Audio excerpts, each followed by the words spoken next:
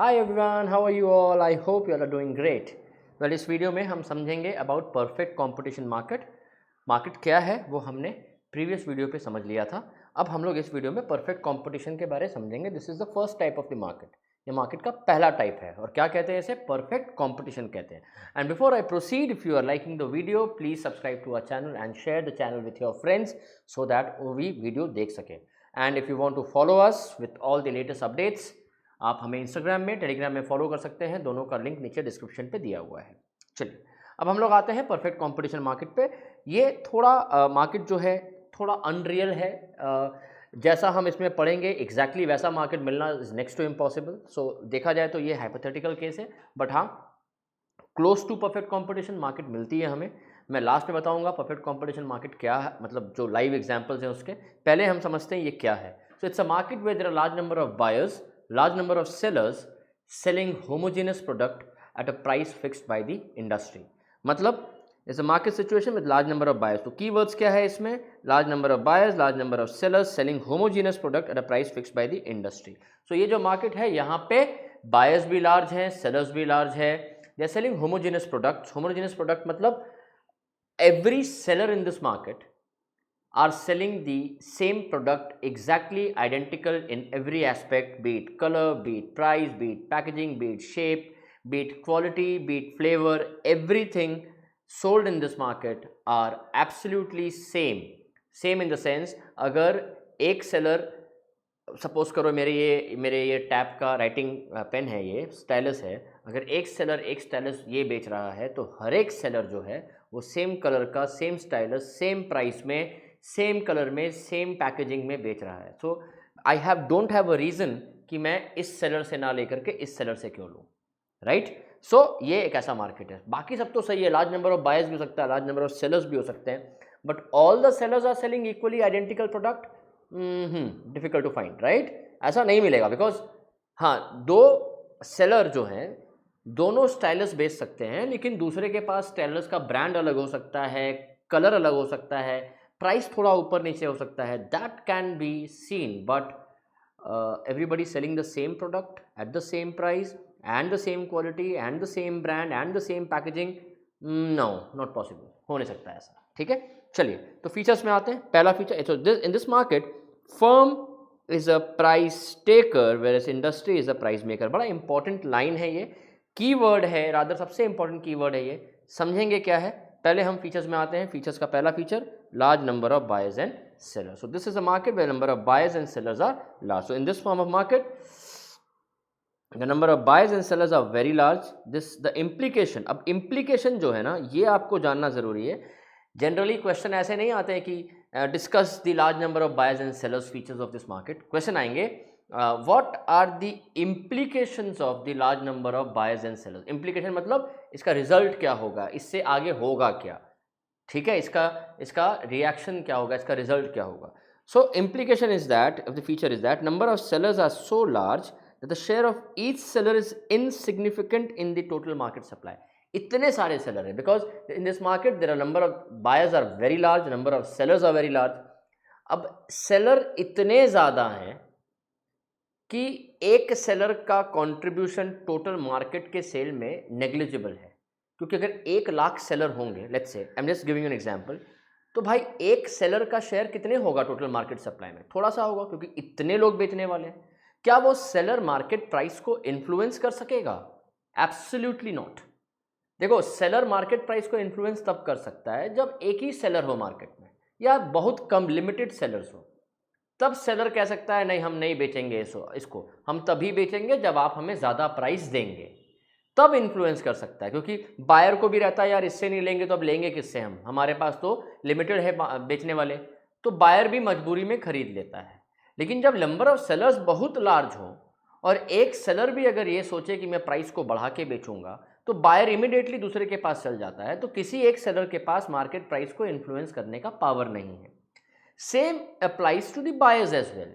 अब इस मार्केट में बायर्स इतने ज़्यादा हैं कि एक बायर अगर प्राइस को इन्फ्लुएंस करना चाहे तो नहीं कर सकता। अगर कोई एक बायर किसी सेलर को बोलेगा नहीं भैया आप प्राइस कम करके बेचो, तो सेलर बोलेगा भाई साहब आप थोड़ा साइड में हो जाइए, दूसरे को आने दीजिए, बहुत सारे बायर खड़े हैं, मैं आपके लिए प्राइस नहीं चेंज कर सकता। प्रैक्टिकली तो यही होता है जब बायर ज़्यादा होते हैं। हाँ, अगर बायर एक दो ही होते, जैसे आप सपोज करो कि जो इंडियन जो डिफेंस इक्विपमेंट खरीदते हैं, डिफेंस इक्विपमेंट खरीदने वाली जो इंडियन आर्मी है, Indian army is the only buyer. उस केस में इस मार्केट को मोनोप्सन ही कहते हैं, ठीक है। अब इस मार्केट में क्या होगा, इस मार्केट में Indian buyer that's buyer, since there is only one buyer of defence product, तो वो प्राइस को इन्फ्लुएंस कर सकता है। लेकिन ये सिंगल बायर इस केस में नहीं कर सकता, because number of buyers are very large, right. So due to this, an individual seller cannot influence the market price. Similarly, a single buyer's share in the perfect market is also insignificant, due to which an individual buyer cannot influence the market price. तो क्या होता है under such situation? Under such condition, prices of commodity are determined by the free forces of market demand and market supply. At the point which demand and supply intersect each other is known as the point of equilibrium. तो क्या है भैया point of equilibrium? क्या होगा? Point of equilibrium होगा जहाँ पे demand curve और सप्लाई कर्व इंटरसेक्ट करता है, जो हमने मार्केट मैकेनिज्म में पढ़ा था। तो परफेक्ट कंपटीशन में इस टाइप से, जहाँ पे डिमांड कर्व, यहाँ लिखते हैं प्राइस, यहाँ लिखते हैं क्वांटिटी डिमांडेड क्वांटिटी सप्लाइड, और जहाँ पे डिमांड और सप्लाई कर्व इंटरसेक्ट करता है, that is where the prices are fixed. अगर ये आपको टेबल नहीं समझ में आया है तो you can see my video on market mechanism, और अगर आप पूरी वीडियोज़ खरीदना चाहते हैं तो दिए हुए नंबर्स पे you can call and you'll get the videos at a very very reasonable price, ठीक है। चलिए अब हम लोग आते हैं नेक्स्ट फीचर पे। ये जो आप जब आप लोगे ना, कोर्स पूरा लोगे, तो ये सारे नोट्स आपको मिलेंगे, और these notes are very very good. बहुत सिंपल लैंग्वेज में लिखे गए हैं और बहुत ही रिसर्च करके बनाए गए हैं, बोर्ड्स के पैटर्न के हिसाब से बने हुए हैं। होमोजीनियस प्रोडक्ट, होमोजीनियस मतलब similar, identical. In this market the product being sold all the, जैसे मैंने बोला, all the sellers sell homogeneous product, the product offered for sale in this market are homogeneous in nature. अब भाई ये हम विश्वास नहीं कर सकते कि सारे सेलर सब कुछ सेम बेच रहे हैं, तो ये थोड़ा पॉसिबल नहीं है, तो ये थ्योरेटिकल ही रह जाता है। हाँ, ऐसा आप ज़रूर देखोगे कि किसी मार्केट में लाइन से अगर एक शॉप वाला जो है, अगर वो लेट्स से चश्मे बेच रहा है, फ्रेम्स बेच रहा है, स्पेक्टिकल्स बेच रहा है, तो आप लाइन से 8-10 शॉप देखोगे सारे स्पेक्टिकल्स ही बेच रहे हैं। लेकिन हाँ, अब ये परफेक्ट कंपटीशन मार्केट एग्जैक्टली तो नहीं कह सकते, लेकिन कुछ हद तक है। सारे सेम प्रोडक्ट बेच रहे हैं, लेकिन सबका ब्रांड अलग है ना, सबके प्राइसिंग अलग है, सबके कलर्स अलग हैं, टाइप अलग है, स्टाइल अलग है, वो हम कह सकते हैं। अगर लाइन से आप सब्जी मंडी में जाओ, सबको ही सब्जी बेच रहे हैं, है ना, सबके पास सब्जी जो है सेम वैरायटी के तो नहीं है, किसी के पास फ्रेश है, किसी के पास फ्रेश नहीं है ना। कोई अगर मान लो कोई टोमेटोज़ 60 रुपये के जी बेच रहा है, तो कोई 55 रुपीज़ के जी बेच रहा है, तो ये डिफरेंसेस रह सकते हैं। लेकिन ये मार्केट कहता है थ्योरी के हिसाब से, the product offered for sale in this market are homogeneous in nature. It means that they are products sold in this market are identical. जहाँ जहाँ मैं सर्कल ये बोल्ड किए जा रहा हूँ, वो कीवर्ड्स है। Identical in aspects like quality, colour, packaging, size, price etcetera, ठीक है। Homogeneity also refers to homogeneity environmental factors such as location and seller credit facility. ये कह रहा है कि होमोजेनिटी खाली प्रोडक्ट में नहीं है, सेलर के सर्विस में भी होमोजेनिटी है। सेलर के सर्विस में भी होमोजेनिटी है, मतलब जो सेलर क्रेडिट फैसिलिटी दे रहा है सबके लिए बराबर है, प्राइस की शॉप की लोकेशन सबके लिए बराबर है, मतलब जैसी लोकेशन शॉप ए की है, शॉप बी भी उसी लोकेलिटी के आसपास लोकेटेड है। शॉप के अंदर का एनवायरनमेंट भी सबका बराबर है। किसी की शॉप के अंदर अगर 2 लाइट है तो सब शॉप में 2 लाइट है, किसी शॉप के अंदर अगर ग्रीन कलर की लाइट है तो सब शॉप में ग्रीन कलर की लाइट है। तो बोल रहा है इस तरीके का भी आइडेंटिकल एस्पेक्ट्स को यहाँ पे कंसिडर किया गया है। इसका इम्प्लीकेशन क्या है? जैसे प्रीवियस वाले का इम्प्लीकेशन था कि ना ही बायर और ना ही सेलर प्राइस इन्फ्लुएंस कर सकता है, इसीलिए इस मार्केट में एक प्राइस सर्वाइव करता है। इसका इम्प्लीकेशन क्या? Implication of this feature is that no seller can charge higher price for their product. अब भाई सारे कोई अगर सेम प्रोडक्ट बेच रहे हैं तो कोई भी हाई प्राइस चार्ज नहीं कर सकता। भाई अगर मैं भी यही बेच रहा हूँ, वो भी यही बेच रहा है, मान लो कि मैं भी अगर टाइटन की घड़ी बेच रहा हूँ, same model, same colour, same price, बाकी सब भी सेम टाइटन की घड़ी बेच रहे हैं, तो कोई भी प्राइस ज़्यादा चार्ज नहीं कर सकता ना, सबको एक ही प्राइस चार्ज करना पड़ेगा, क्योंकि कोई भी अलग अलग प्राइस चार्ज करेगा तो भाई जो ज़्यादा लेगा उसके पास कस्टमर्स नहीं जाएंगे, एज सिंपल एज दैट। ठीक है, तो एक प्राइस यहाँ पे है। तो एग्जाम में अगर क्वेश्चन आता है कि इस मार्केट में एक प्राइस क्यों सर्वाइव करता है, 2 reason, large number of buyers and sellers, और दूसरा रीजन इसमें यह है कि they are all are selling homogeneous product. चलिए तीसरा आता है freedom of entry and exit. इस मार्केट में बायर्स एंड सेलर्स को फ्री एंट्री एंड एग्जिट का ऑप्शन अवेलेबल है। जब किसी भी बायर को, जैसे देखो क्या है इस मार्केट में क्या होता है, ठीक है, इस मार्केट में होता ये है कि अगर सपोज करो ये मार्केट में 4 बायर है, 4 सेलर है, 3 4, है ना, और they are earning a super normal profit, बहुत पैसा कमा रहे हैं। अब बाहर बैठे लोगों को लग रहा है, ये दोनों इसको लग रहा है कि भाई ये बहुत पैसा कमा रहे हैं, मेरे को भी इस बिज़नेस में आना चाहिए, तो ये बिज़नेस में आके एंटर कर सकता है, कोई नहीं रोकेगा, गवर्नमेंट इंटरफेरेंस ज़ीरो है इसमें, गवर्नमेंट आपसे पूछेगी भी नहीं कि इस मार्केट में आप क्यों जा रहे हैं, क्यों नहीं जा रहे हैं, राइट। तो सिंस गवर्नमेंट इंटरफेरेंस नहीं है, you have the freedom to enter. And अगर किसी को लगता है कि नहीं यार मज़ा नहीं आ रहा है बिजनेस करने में, प्रॉफिट नहीं हो रहा है, he has the freedom to exit. तो freedom to enter and freedom to exit in this market is the prime feature, ठीक है, जिससे चाहे वो मार्केट में एंटर करके it can become a part of the market, सामान बेचने सकता है, जिसको लगे कि नहीं प्रॉफिट हो रहा है तो निकल जाता है। तो इस मार्केट में इसके चलते इसका इम्प्लीकेशन क्या है कि जो सेलर है earns only a normal profit in the short term. अब normal profit super normal profit का अलग वीडियो है, अलग चैप्टर, उसको आप देख लेना। तो क्यों नॉर्मल प्रॉफिट के हैं, क्यों है, सपोज करो इस मार्केट में 3 सेलर थे पहले and they were earning super normal profit और दे वर अर्निंग एबनॉर्मल प्रॉफिट।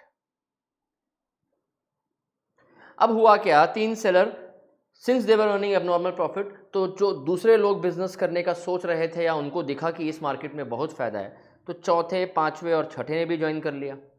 तो जब ज़्यादा लोग सेलर बढ़ जाएंगे तो ऑब्वियसली हर एक सेलर का जो कस्टमर बटेगा, तो ये सुपर नॉर्मल प्रॉफिट से वो नॉर्मल प्रॉफिट में आ जाएंगे। तो from super normal profit to normal profit, why, because seller बढ़ रहे हैं, बायर तो उतने ही है ना, सेलर्स खाली बढ़ रहे हैं, सेलर्स बढ़ेंगे तो प्रॉफिट सबका बढ़ जाएगा। और सेलर आ गए 7वां 8वां, ये नॉर्मल प्रॉफिट बिकम्स लॉस। तो जब सेलर बढ़ते जाते हैं तो सुपर नॉर्मल प्रॉफिट से नॉर्मल प्रॉफिट से लॉस में आ जाता है, ठीक है। लेकिन हो सकता है कि उसके बाद इन दोनों को लगे कि निकल जाते हैं मार्केट से, तीनों को, कि भाई हमने स्टार्टिंग में बहुत कमा लिया, अब तो इसमें उतना मज़ा नहीं है। तो जब ये निकल जाएंगे फिर सेलर कम बचेंगे, जब कम बचेंगे लॉस से वापस से नॉर्मल प्रॉफिट में आ जाएंगे, ठीक है। तो इस मार्केट में नॉर्मल प्रॉफिट ही सस्टेन करता है, क्योंकि सुपर नॉर्मल प्रॉफिट से जब लॉस में आते हैं कुछ लोग छोड़ेंगे वापस नॉर्मल प्रॉफिट में आ जाएंगे, नॉर्मल प्रॉफिट से अगर सुपर नॉर्मल प्रॉफिट में आएंगे फिर लोग आ जाएंगे, फिर आएंगे तो फिर नॉर्मल प्रॉफिट में कन्वर्ट हो जाएगा। तो इस मार्केट में जब नॉर्मल प्रॉफिट ही लॉन्ग रन में एक सेलर कमा सकता है, उसके ज़्यादा उसको उम्मीद नहीं कर सकता। तो every seller in this market has the freedom to enter और exit the industry, there is no restriction impose by the government on the entry and exit. The implication of this firm is that in this market earns only a normal profit, it means there is an absence of supernormal profit or losses in the long run। अब ये दोनों paragraph में वही समझाया है जो मैंने आपको यहाँ पे समझाया, पढ़ने से आपको समझ में आ जाएगा, ठीक है। अब आते हैं सेलिंग कॉस्ट में। इस मार्केट का सेलिंग कॉस्ट जो है वो बहुत मतलब नहीं है। Selling cost is basically advertisement cost, जो आप प्रोडक्ट प्रमोशन का कॉस्ट पे करते हैं। तो इसको सिंपल भाषा में समझते हैं, it is the advertisement cost. ये इसका डेफिनेशन भी एग्जाम में इंडिविजुअली पूछा जाता है। Selling cost is expenditure incurred by the firm to promote sale of its product through various sales promotion measures. जो आप पेपर में ऐड देते हो, टीवी में ऐड देते हो, है ना, ट्रेड फेयर्स में पार्टिसिपेट करते हो, उसको हम सेलिंग कॉस्ट कहते हैं। In the case of perfect competitive market the firm does not इनकर एनी कॉस्ट फॉर एडवर्टीजमेंट। भाई एडवर्टीजमेंट वहां होता है जहां पे कॉम्पिटिशन हो। एक ब्रांड लक्स है, एक ब्रांड डव है, एक ब्रांड लाइफ बॉय है, एक ब्रांड पियर्स है, ये सारे आपस में compete कर रहे हैं कि हम बेटर है, सब अपने अपने ब्रांड एम्बेसडर को लेके आ रहे हैं और अपने अपने ब्रांड एम्बेसडर को ला करके अपने प्रोडक्ट को प्रमोट कर रहे हैं। वहाँ ऐड का सेंस बनता है। भाई यहाँ क्या ऐड करेगी, क्यों ऐड, यहाँ तो ऐड हो ही नहीं सकता ना। यहाँ ऐड इसलिए नहीं हो सकता बिकॉज सब कुछ तो सेम प्रोडक्ट बेच रहे हैं। अब हम प्रमोट किसको करें कि जो मैं बेच रहा हूँ वो भी वही बेच रहा है, ये प्रमोशन तो नहीं सकता ना। तो यहाँ प्रमोशन का सवाल ही पैदा नहीं होता because everybody is selling the same product. Absence of transportation cost, ये इंपॉर्टेंट है। इस मार्केट में अज्यूम किया जाता है कि जो प्रोडक्ट का transportation cost, another feature of this perfect competition is that the buyer and seller incur no transportation cost in purchasing and selling the good. इसमें ट्रांसपोर्टेशन कॉस्ट को जीरो अज्यूम किया गया है, तभी सेम प्राइस में माल बिक सकता है। नहीं तो अगर मैं अपना प्रोडक्ट बॉम्बे से इंपोर्ट करूं, आप अपना प्रोडक्ट दिल्ली से इंपोर्ट, सॉरी मैं बॉम्बे से लूँ, आप अपना प्रोडक्ट दिल्ली से खरीद रहे हैं, कोई अपना प्रोडक्ट कोलकाता से खरीद रहा है, तो भाई जैसे I am located in Jamshedpur, अब जमशेदपुर से कोलकाता एकदम सामने है, मेरा ट्रांसपोर्टेशन कॉस्ट सबसे कम लगेगा। कोई अगर दिल्ली से मंगवाएगा उसका ट्रांसपोर्टेशन कॉस्ट ज़्यादा होगा, कोई बॉम्बे से मंगाएगा उसका और ज़्यादा होगा। तो प्राइस उस केस में सेम नहीं रह सकता क्योंकि ट्रांसपोर्टेशन कॉस्ट अलग अलग है, ठीक है। तो इसमें अज्यूम किया गया है कि सेम प्राइस के लिए ट्रांसपोर्टेशन कॉस्ट जीरो है। In other words there is no transportation cost involve. This assumption is necessary to maintain uniform price throughout the market. Next is perfect knowledge among buyer and seller. देखो same price तभी होगा जब buyer and seller को perfect knowledge हो कि product का price market में चल क्या रहा है। बायर को भी पता है कि बाकी सब कितने में बेच रहे हैं, सेलर को भी पता है कि बायर कितने में लेगा। क्योंकि अगर सबको नॉलेज नहीं है तो इट माइट हैपन, अगर बायर को पता ही नहीं है कि प्रोडक्ट कितने का बिक रहा है मार्केट में, तो बायर को कोई भी ज़्यादा प्राइस में बेच के निकल सकता है, क्योंकि बायर को आइडिया ही नहीं था। सिंस बायर को आइडिया होगा, कोई भी प्राइस बढ़ा के बेचना चाहेगा, बायर तुरंत कह देगा कि भाई आप ज़्यादा ले रहे हो, आप तो लूट रहे हो, है ना, ऐसे ही कहते हैं ना कस्टमर। तो द पॉइंट इज कि इसमें बायर एंड सेलर को कंप्लीट इंफॉर्मेशन रहती है कि माल कितने का बिक रहा है, कितने का बन रहा है। इसलिए ना बायर किसी कस्टमर सेलर को कह सकता है कि भाई वो तो इतने में दे रहा है, आप दे दो, तो सेलर को पता होगा दे नहीं सकता। या बायर को कोई कस्टमर सेलर कह दे कि ये 100 रुपये का नहीं 120 का है, तो बायर को तुरंत पता चल जाएगा भाई वो भी 100 का बेच रहे हो, तुम कैसे 120 का बेच रहे हो, इस केस में। और लास्ट जो है इसमें firm is a price taker. इसमें फर्म डिसाइड करता है, फर्म मतलब industry, the firm is a price taker. Firm मतलब एक individual firm, individual company price taker है, मतलब वो डिसाइड नहीं करेगा प्रोडक्ट बिकना कितने का है, डिसाइड कौन करेगा, market. In this market a firm is a price taker which means the firm needs to accept the selling price of the product decided by the industry. Market decide करता है, कैसे, free forces of market, demand and supply curve, जहाँ पे demand and supply curve ऐसे intersect करते हैं, ये हमने पढ़ा है। It is so because there are large number of buyers and sellers selling identical product, due to which it becomes difficult to charge different prices. ठीक है, ये हो गए features of perfect market. I hope you like the video, and if you like the video please do share the video with your friends so that उनको भी benefit हो और हमें भी हो। Thank you so much.